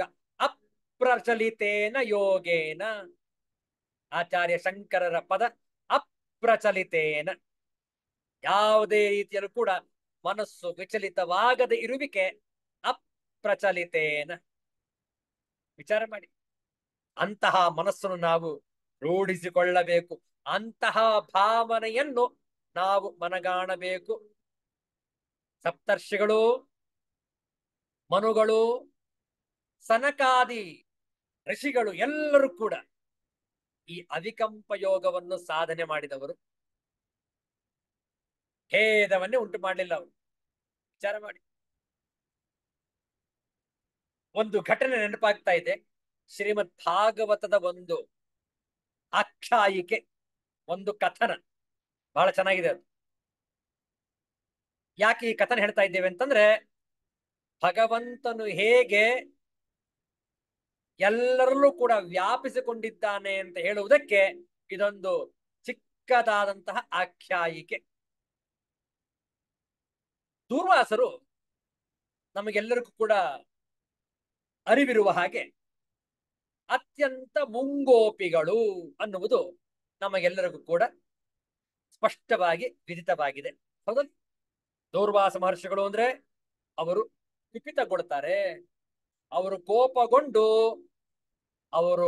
ಅವರ ಎದುರುಗಡೆ ನಾವೇನಾದ್ರೂ ತಪ್ಪನ್ನು ಎಸಗಿ ಅವರ ಒಂದು ಕೋಪಕ್ಕೆ ಗುರಿಯಾದರೆ ಶಾಪ ಕಟ್ಟಿಟ್ಟ ಬುತ್ತಿ. ಮೊದಲ ನೋಡಿ, ಕುಂತಿ ದೂರ್ವಾಸರಿಗೆ ಎಷ್ಟು ಭಕ್ತಿಯಿಂದ ಸೇವೆ ಮಾಡಿದಳು. ಹೌದಲ್ಲ? ಕುಂತಿ ಆಗಿನ್ನೂ ಕೂಡ ಕುಮಾರಿ, ಆಕೆ ಇನ್ನು ವಿವಾಹವಾಗಿರಲಿಲ್ಲ, ಕನ್ಯೆ ಆಗಿತ್ತು. ಆಗ ದೂರ್ವಾಸರಿಗೆ ಅತ್ಯಂತ ಭಕ್ತಿಯಿಂದ ಅವರನ್ನು ಸೇವಿಸಿ ಅವರಿಗೆ ಎಲ್ಲವನ್ನು ಕೂಡ ಅವರ ಅನುಷ್ಠಾನಕ್ಕೆ ಅನುಕೂಲ ಮಾಡಿಕೊಟ್ರು. ಯಾಕೆ? ಎಲ್ಲಾದ್ರೂ ಸ್ವಲ್ಪ ಚ್ಯುತಿ ಬಂದರೆ ಎಲ್ಲಿ ಕೋಪಗೊಂಡ್ಬಿಡ್ತಾರೋ ದುರ್ವಾಸರು. ಚ್ಯುತಿ ಬಾರದ ಹಾಗೆ ಕುಂತಿ ನಡೆದುಕೊಂಡಳು. ದೂರ್ವಾಸರಿಗೆ ಅತ್ಯಂತ ಸಂತೋಷವಾಯಿತು. ಆಗ ಕುಂತಿಗೆ ವರವನ್ನು ದಯಪಾಲಿಸಿದರು. ಆಯಾಯ ದೇವತೆಗಳ ಮಂತ್ರಗಳನ್ನು ಕೊಟ್ಟು, ನೀನು ನೋಡಮ್ಮ, ಈ ಮಂತ್ರವನ್ನು ಉಚ್ಚರಿಸಿ ಆ ದೇವತೆಗಳು ನೀನು ಆಹ್ವಾನಿಸಬಹುದು, ಆವಾಹಿಸಿಕೊಳ್ಳಬಹುದು. ಅವರು ಬಂದು ನಿನ್ನ ಇಷ್ಟಾರ್ಥವನ್ನು ನೆರವೇರಿಸುವರು. ಮಂತ್ರಗಳನ್ನು ಕೊಟ್ಟರು. ಕುಂತಿಗೆ ಅತ್ಯಂತ ಸಂತೋಷವಾಯಿತು. ನೋಡಿ, ಅಲ್ಲಿ ದುರ್ವಾಸರು ಕೋಪಗೊಳ್ಳಲಿಲ್ಲ. ಮತ್ತೊಂದು ಘಟನೆ, ಅಕ್ಷಯ ಪಾತ್ರೆ ಘಟನೆ, ನಿಮಗೆ ಗೊತ್ತಿದೆ ಅದು. ದುರ್ವಾಸರು ಬಂದ್ರು, ಎಲ್ಲರನ್ನು ಕೂಡ ತೊಂದರೆಗೆ ಸಿಲುಕಿಸುವುದಕ್ಕಾಗಿಯೇ ಬಂದಿದ್ದರು ಅವರು. ದುರ್ಯೋಧನನ ಒಂದು ಮನವಿಯ ಮೇರೆಗೆ. ಹೌದಲ್ಲ? ಅವನು ವಿನಂತಿ ಮಾಡ್ಕೊಂಡ, ತಾವಿಷ್ಟು ಮಾಡಿದ್ರೆ ಸಾಕು ನನಗೆ. ಅಯ್ಯೋ, ಇವನ ಹತ್ರ ಹೋಗಿ ಸಿಗಾಕೊಂಡಲ್ಲ ನಾನಂದ್ರು ದೂರ್ವಾಸರು. ಬಂದ್ರು ಪಾಪ. ಯಾಕೆ? ಮಾತು ಕೊಟ್ಟಾಗಿದೆಯಲ್ಲ, ನೆರವೇರಿಸ್ಬೇಕು ಅಂತೇಳಿ. ಯಾವ ಸಮಯದಲ್ಲಿ ಬಂದ್ರು? ಆ ಅಕ್ಷಯ ಪಾತ್ರೆ ದ್ರೌಪದಿ ಕೊನೆಯ ಅಗಳನ್ನು ಸೇವಿಸುವವರೆಗೆ ಅದು ಆಹಾರವನ್ನು ನೀಡ್ತಾ ಇರುತ್ತೆ. ಯಾವಾಗ ದ್ರೌಪದಿ ತನ್ನ ಆಹಾರವನ್ನು ಮುಗಿಸಿದಳೋ, ಮತ್ತೆ ಅಲ್ಲಿಂದ ಆ ಪಾತ್ರೆಯಿಂದ ಯಾವ ಆಹಾರ ಉತ್ಪನ್ನ ಆಗ್ಲಿಕ್ಕಿಲ್ಲ, ನಿಂತೋಯ್ತು. ನೋಡಿ, ಕೃಷ್ಣನ ಅನುಗ್ರಹ, ಭಗವಂತನ ಅನುಗ್ರಹ. ಆ ಪಾತ್ರೆಯನ್ನು ತೋರಿಸಿದಾಗ ಕೃಷ್ಣ ಹೇಳ್ತಾನೆ, ದ್ರೌಪದಿ, ಅಲ್ಲಿ ಇನ್ನೊಂದು ಅಗಳು ಬಾಕಿ ಇದೆಯಾ, ಅದೊಂದು ಕೊಡು ಸಾಕು ನನಗೆ. ಅಲ್ಲ, ಅಯ್ಯೋ ಹೌದಲ್ವಾ, ಗೊತ್ತೇ ಆಗ್ಲಿಲ್ಲ, ಬಹುಶಃ ಸರಿಯಾಗಿ ತೊಳೆದಿರಲ್ವೋ ಏನೋ. ಆಗ್ಲಿ, ಕೊಡಮ್ಮ. ಆ ಒಂದು ಅಗಳು ಅಷ್ಟೇ. ಪರಮಾತ್ಮನು ನುಂಗಿ ಹೇಳ್ತಾನೆ, ಸಂತೃಪ್ತನಾದೇ. ಅಲ್ಲಿ ಬಂದಂತಹ ದೂರ್ವಾಸರು ಮತ್ತು ಅವರ 100 ಜನ ಶಿಷ್ಯಂದಿರು ಭಗವಂತ ಒಂದು ಅಗಳನ್ನು ನುಂಗಿ ತೃಪ್ತನಾಗಿದ್ದಕ್ಕೆ ಅವರೆಲ್ಲರ ಉದರ ತುಂಬಿ ಹೋಯ್ತು. ಅವ್ರು ಹೇಳಿದ್ರು, ನಾವು ವಾಪಸ್ ಹೋಗೋದೇ ಬೇಡ ಅಲ್ಲಿಗೆ, ಇನ್ನು ಹೋದ್ರೆ ತಿರ್ಗಾ ಬಡಿಸೋದು, ನಮ್ಗೆ ಆಹಾರ ಸೇವನೆ ಮಾಡ್ಲಿಕ್ಕೆ ಆಗದೆ ಇರೋದು ಬಹಳ ಹಿಂಸೆ ಆಗ್ಬಿಡತ್ತೆ. ಆದ್ರೆ ಮುಜುಗರ ಆಗ್ಬಿಡತ್ತೆ. ನಾವ್ ಇಲ್ಲಿಂದನೇ ಪಲಾಯನ. ವಿಚಾರ ಮಾಡಿ. ಈಗ ಬರೋಣ ಮುಖ್ಯವಾದ ಆಖ್ಯಾಯಿಕೆಗೆ. ದೂರ್ವಾಸರು ನಾವೆಲ್ಲರೂ ಕೂಡ ಅಂದುಕೊಂಡ ಹಾಗೆ ಮುಂಗೋಪಿಗಳು. ಒಮ್ಮೆ ದೂರ್ವಾಸರು ಬೃಂದಾವನಕ್ಕೆ ಬಂದಿರ್ತಾರೆ, ಬೃಂದಾವನ ಭೇಟಿಗಾಗಿ ಹಾದು ಹೋಗ್ತಾ ಇರ್ತಾರೆ. ಅಲ್ಲಿ ಗೋಪಿಕಾ ಸ್ತ್ರೀಯರು ಆಟವಾಡ್ತಾ ಇರ್ತಾರೆ. ಯಾವುದು ಅವರ ಒಂದು ತಾರುಣ್ಯದ ಅವಸ್ಥೆಯಲ್ಲಿ ಆಟ ಆಡ್ತಾ ಇದ್ದಾರೆ, ಖುಷಿಯಾಗಿ ಆಟ ಆಡ್ತಾ ಇದ್ದಾರೆ. ದೂರ್ವಾಸರು ಬಂದ್ರು ತಕ್ಷಣ ಎಲ್ಲರೂ ಕೂಡ ಗಾಬರಿ. ಹರ್ಷಿಗಳು ಬಂದ್ಬಿಟ್ಟಿದ್ದಾರೆ, ಹರ್ಷಿಗಳು ಬಂದ್ಬಿಟ್ಟಿದ್ದಾರೆ, ಬನ್ನಿ ಬನ್ನಿ ಅವ್ರಿಗೆ ಉಚಿತವಾದ ಸೇವೆ ಮಾಡ್ಬೇಕು, ಅವರ ಪಾದ ಸೇವೆ ಮಾಡೋಣ ಬನ್ನಿ, ಇಲ್ಲದ್ರೆ ಆಮೇಲೆ ನಮಗೆ ಶಾಪ ಕೊಟ್ಬಿಟ್ರೆ. ಎಲ್ಲರೂ ಓಡಿ ಬಂದ್ರು. ದೂರ್ವಾಸರು ಕುಳಿತಿದ್ದಾರೆ, ಕಾಲನ್ನು ಒತ್ತಾ ಇದ್ದಾರೆ. ಅವರ ಒಂದು ಪ್ರಯಾಣದ ಆಯಾಸವನ್ನು ಪರಿಹಾರ ಮಾಡ್ತಾ ಇದ್ದಾರೆ. ಒಬ್ರು ತೀರ್ಥ ತಂದು ಕೊಟ್ರು, ಒಬ್ರು ಪಾದ ಸೇವನೆ ಮಾಡ್ತಾ ಇದ್ದಾರೆ, ಪಾದವನ್ನು ತೊಳೆದರು ಇತ್ಯಾದಿ. ಅವರಿಗೆ ಉಚಿತವಾದಂತಹ ಆತಿಥ್ಯವನ್ನು ನೀಡ್ತಾ ಇದ್ದಾರೆ ಗೋಪಿಕಾ ಸ್ತ್ರೀಯರು. ದೂರ್ವಾಸರಿಗೆ ಖುಷಿ ಆಯಿತು. ಒಳ್ಳೇದು ಮಕ್ಕಳೇ, ನಿಮ್ಗೇನಾದ್ರೂ ಬಯಕೆ ಇದ್ರೆ ಕೇಳಿಕೊಳ್ಳಿ, ಸಾಧ್ಯವಾದ್ರೆ ನಾವು ನಿಮಗೆ ದಯಪಾಲಿಸ್ತೀವಿ. ಆಗ ಗೋಪಿಕಾ ಸ್ತ್ರೀಯರು ಹೇಳಿದ್ರು, ದೂರ್ವಾಸರು ಅತ್ಯಂತ ಮಹಿಮಾನ್ವಿತವಾದಂತಹ ಮಹರ್ಷಿಗಳು, ಏನು ಬೇಕಾದ್ರೂ ಅವರು ದಯಪಾಲಿಸಬಹುದು. ನಮಗೆ ಈ ಯಮುನೆ ಏನ್ ಹರಿತಾ ಇದ್ದಾಳೆ, ನಾವು ಆಚೆ ದಡಕ್ಕೆ ಇನ್ನೂ ಹೋಗೇ ಇಲ್ಲ. ಇಷ್ಟು ವರ್ಷಗಳಾಯ್ತು, ಬಟ್ ಈಚೆ ದಡದಲ್ಲೇ ನಾವು ಆಟ ಆಡ್ತಾ ಇದ್ದೇವೆ. ಆಚೆ ದಡದಲ್ಲಿ ಏನಿದೆ ನಮಗೆ ಗೊತ್ತಿಲ್ಲ. ಹೋಗೋಣ ಅಂತಂದ್ರೆ ಯಮುನೆ ರಭಸವಾಗಿ ಹರಿತಾ ಇದ್ದಾಳೆ. ನಾವಂತೂ ಖಂಡಿತವಾಗ್ಲೂ ನೀರಲ್ಲಿ ಇಳಿಯಕ್ಕಾಗೋದಿಲ್ಲ, ಇಳಿದ್ರೆ ಮುಳುಗೆ ಹೋಗ್ಬಿಡ್ತೇವೆ. ಇಲ್ಲಿ ಯಾವುದೇ ದೋಣಿಯ ವ್ಯವಸ್ಥೆ ಕೂಡ ಇಲ್ಲ ದಾಟುವುದಕ್ಕೆ. ಇವರನ್ನೇ ಕೇಳ್ಕೊಂಡ್ಬಿಟ್ರೆ ಹೇಗೆ? ಅವರವರೇ ಮಾತಾಡ್ಕೊಂಡು ಮಹರ್ಷಿಗಳ ಹತ್ರ ಬರ್ತಾರೆ. ಮಹರ್ಷಿಗಳೇ, ನಮ್ದೊಂದು ಕೋರಿಕೆ ಇದೆ, ತಾವು ಅನ್ಯಥಾ ಭಾವಿಸದೆ ನಡೆಸ್ಕೊಡ್ಬೇಕು. ಏನ್ ಕೇಳಿ ಮಕ್ಕಳೇ, ಏನ್ ಬೇಕು ನಿಮ್ಗೆ? ನಾವು ಯಮುನೆಯ ಆಚೆ ದಡಕ್ಕೆ ಹೋಗ್ಬೇಕು. ಅದನ್ನ ಹೇಗೆ ನಮ್ಗೆ ಮಾರ್ಗ ಗೊತ್ತಿಲ್ಲ. ನೀರ ಯಮುನೆ ಬಹಳ ರಭಸವಾಗಿ ಹರಿತಾ ಇದ್ದಾಳೆ, ನಾವು ಆಚೆ ದಡಕ್ಕೆ ಹೇಗೆ ಹೋಗ್ಬೇಕು? ದಯವಿಟ್ಟು ತಾವು ಅನುಕೂಲ ಮಾಡ್ಕೊಡ್ತೀರಾ? ಅಯ್ಯೋ ಅದಕ್ಕೇನಂತೆ, ಬನ್ನಿ ಮಕ್ಕಳೇ. ಎಲ್ಲಾ ಕನ್ಯೆಯರು ದೂರ್ವಾಸರ ಸಂಗಡ ತೆರಳಿದರು. ಯಮುನೆಯ ದಂಡೆಯ ಆ ದಂಡೆಯ ಹತ್ರ ನಿಂತುಕೊಂಡು, ತೀರದ ಹತ್ರ ನಿಂತುಕೊಂಡು ಅಲ್ಲಿ ದೂರ್ವಾಸ ಮಹರ್ಷಿಗಳು ಪ್ರಾರ್ಥನೆ ಮಾಡ್ತಾ ಇದ್ದಾರೆ ಯಮುನಾ ದೇವಿಗೆ. ಹೇ ಯಮುನೆ, ನಾನು ನನ್ನ ಜೀವಿತಾವಧಿಯಲ್ಲಿ ಎಂದೂ ಕೋಪಗೊಳ್ಳದೆ ಇದ್ದಿದ್ದರೆ ದಯಮಾಡಿ ಈ ಗೋಪಿಕಾ ಸ್ತ್ರೀಯರಿಗೆ, ಕನ್ಯೆಯರಿಗೆ, ಈ ಮಕ್ಕಳಿಗೆ ದಾರಿ ಮಾಡ್ಕೊಡಮ್ಮ. ಹೇಗೆ ಕೃಷ್ಣನು ಹುಟ್ಟಿದಾಗ ವಸುದೇವನಿಗೆ ಹೇಗೆ ದಾರಿ ಮಾಡಿಕೊಟ್ಟಿಯೋ ಆ ರೀತಿಯಲ್ಲಿ ಇವರಿಗೆ ದಾರಿ ಮಾಡ್ಕೊಡಮ್ಮ. ಗೋಪಿಕಾ ಸ್ತ್ರೀಯರು ಅಂದ್ಕೊಂಡ್ರು, ಓ ಕಾಲ ಕೆಟ್ಟೋಯ್ತು, ದೂರ್ವಾಸರೇ ನಾನು ಕೋಪಗೊಂಡೇ ಇಲ್ಲ ಅನ್ನುವುದಾದ್ರೆ ಯಮುನೆ ದಾರಿ ಬಿಡು ಅಂತ ಇದ್ದಾರೆ. ಯಮನಿಗೆ ಗೊತ್ತಿಲ್ವೇ ದೂರ್ವಾಸರ ವ್ಯಕ್ತಿತ್ವ? ಬಹುಶಃ ದಾರಿ ಬಿಡಲ್ವೋ ಏನೋ. ಯಾಕೆ ಹೇಳಿ ಕೇಳಿ ಮುಂಗೋಪಿಗಳು ದೂರ್ವಾಸರು ಕೋಪಗೊಂಡೇ ಇಲ್ಲ ಅಂತ ಯಮುನೆ ಹತ್ರ ಹೇಳ್ಕೊಳ್ತಾ ಇದ್ದಾರೆ. ಯಮುನೆ ನೋಡ್ತಾ ಇದ್ದ ಹಾಗೆ ಇಬ್ಬಾಗವಾದಲು, ದಾರಿ ಆಯಿತು. ಗೋಪಿಕಾ ಸ್ತ್ರೀಯರ ಆಶ್ಚರ್ಯ, ಇದೇನಿದು? ದೂರ್ವಾಸರು ಸುಳ್ಳು ಹೇಳಿದ್ರು ಕೂಡ ಪಾಪ ಯಮುನೆ ಗೊತ್ತಿಲ್ವೋ ಏನೋ. ಸರಿ, ಆಚೆ ಕಡೆಗೆ ದಾಟಿದ್ರು. ಅಲ್ಲಿ ಸ್ವಲ್ಪ ವಿಹಾರವನ್ನು ನಡೆಸಿದ್ರು. ಮಹರ್ಷಿಗಳು ಕೂಡ ಅಲ್ಲೇ ಇದ್ರು. ಪುನಃ ವಾಪಸ್ ಹೋಗಬೇಕು ಅಂತ ಕೇಳ್ಕೊಂಡ್ರು. ಮಹರ್ಷಿಗಳು ಹೇಳಿದ್ರು, ನಾನು ಇಲ್ಲಿಂದನೇ ಹಾಗೆ ಆ ಕಡೆಗೆ ಪ್ರಯಾಣ ಬೆಳೆಸ್ತೇನೆ. ಪುನಃ ಯಮುನೆ ಇಬ್ಬಾಗವಾಗ್ತಾಳೆ, ಪ್ರಾರ್ಥನೆ ಮಾಡ್ಕೊಡ್ತೇನೆ. ನೀವು ಆಚೆ ಸೇರಿದ ನಂತರ ಪುನಃ ಯಮುನೆ ಒಂದಾಗ್ತಾಳೆ. ಬನ್ನಿ ಮಕ್ಕಳು. ಪುನಃ ನಿಂತುಕೊಂಡ್ರು, ಮತ್ತೊಮ್ಮೆ ಪ್ರಾರ್ಥನೆ ಮಾಡ್ತಾ ಇದ್ದ. ಯಮುನೆ, ನಾನು ಜೀವನದಲ್ಲಿ ಕೋಪವೇ ಗೊಳ್ಳದೆ ಇರುವುದಾದರೆ, ಇದ್ದಿದ್ದರೆ ಈ ಮಕ್ಕಳಿಗೆ ಪುನಃ ದಾರಿ ಮಾಡಿಕೊಡ್ತಾಯಿ. ಅವರು ತಮ್ಮ ಸ್ವಸ್ಥಾನವನ್ನು ಸೇರಿಕೊಳ್ಳಲಿ. ಯಮುನೆ ಪುನಃ ದಾರಿ ಮಾಡಿಕೊಟ್ರು. ಈ ಗೋಪಿಕಾ ಸ್ತ್ರೀಯರಿಗೆ ಆಶ್ಚರ್ಯ, ಗುರುಗಳೇ ಇದು ಹೇಗೆ ಇದು? ತಾವು ಹೇಳಿ ಕೇಳಿ ನಾವು ಕೇಳಿದ್ದೇವೆ ನೀವು ಮುಂಗೋಪಿಗಳು ಅಂತ. ಆದ್ರೂ ಯಮನಿಗೆ ಯಾಕೆ ಗೊತ್ತಿಲ್ಲ? ದೂರ್ವಾಸರು ನಕ್ತಾರೆ. ಮಕ್ಕಳೇ, ನನ್ನ ಮುಂಗೋಪತನ, ನಾನು ಕೋಪಗೊಳ್ಳುವಿಕೆ ಪರಮಾತ್ಮನ ಲೀಲೆ.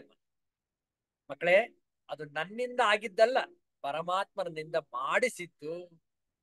ಆದ್ರಿಂದ ನಾನಂತೂ ಇದುವರೆಗೂ ಗೊಂಡೇ ಇಲ್ಲ, ಕೋಪಗೊಂಡೇ ಇಲ್ಲ. ನಾನು ಕೋಪಗೊಂಡಿದ್ದರೆ ಅದು ಪರಮಾತ್ಮನ ಇಂಗಿತ. ಮಕ್ಕಳಿಗೆ ಅರ್ಥವಾಯಿತು? ಆಚೆ ಕಡೆ ದಡ ಸೇರಿದ್ರು, ಸ್ವಸ್ಥಾನವನ್ನು ಸೇರಿ ವಿಚಾರ ಮಾಡಿ. ಪ್ರತಿಯೊಬ್ಬರಲ್ಲೂ ಕೂಡ ಭಗವಂತನೇ ಆವಿರ್ಭವಿಸಿರುವುದು. ಉಳಿದ ವಿಚಾರಗಳನ್ನು ಮುಂದಿನ ವಾರ ಮಾಡೋಣ. ಶಾಂತಿ ಮಂತ್ರ. ಓಂ ಪೂರ್ಣಮದಃ ಪೂರ್ಣಮಿದಂ ಪೂರ್ಣಾತ್ ಪೂರ್ಣಮುದಚ್ಯತೆ ಪೂರ್ಣಸ್ಯ ಪೂರ್ಣಮಾದಾಯ ಪೂರ್ಣಮೇವಾವಶಿಷ್ಯತೆ. ಓಂ ಶಾಂತಿ ಶಾಂತಿ ಶಾಂತಿ. ಹರಿಃ ಓಂ. ಶ್ರೀ ಗುರುಭ್ಯೋ ನಮಃ. ಹರಿಃ ಓಂ. ಮತ್ತೆ ಭೇಟಿಯಾಗೋಣ. ಎಲ್ಲರಿಗೂ ಒಳಿತಾಗಲಿ, ಎಲ್ಲರಿಗೂ ಶುಭವಾಗಲಿ. ಜೈ ಶ್ರೀ ಗುರುದೇವ್.